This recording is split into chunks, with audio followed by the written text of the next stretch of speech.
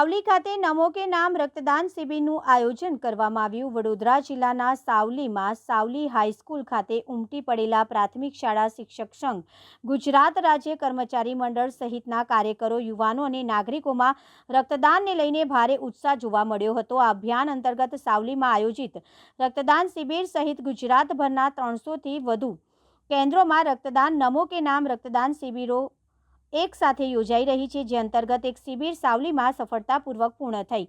આજની શિબિરમાં અનેક હોદ્દેદારો અને સામાજિક આગેવાનોની ઉપસ્થિતિ રહી હતી અને ઉત્સાહભેર રક્તદાન કરી સૌએ એક સુરે જણાવ્યું કે વડાપ્રધાન મોદીના જન્મદિવસને ઉજવવાનો આ સર્વોત્તમ અવસર છે। સમાજને જીવનદાયી ભેટ રૂપે રક્તદાન આપવું।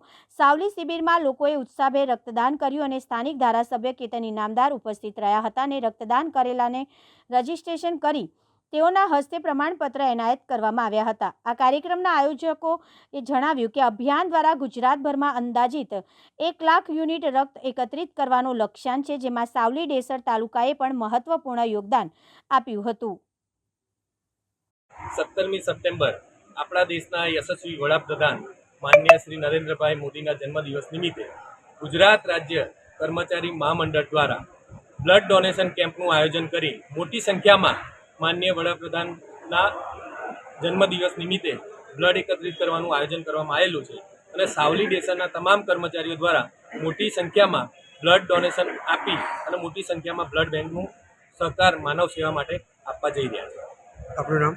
વાઘેલા નરેન્દ્રસિંહ રણજીતસિંહ, ગુજરાત રાજ્ય પ્રાથમિક શિક્ષક, જિલ્લા પ્રાથમિક સંઘ, વડોદરા।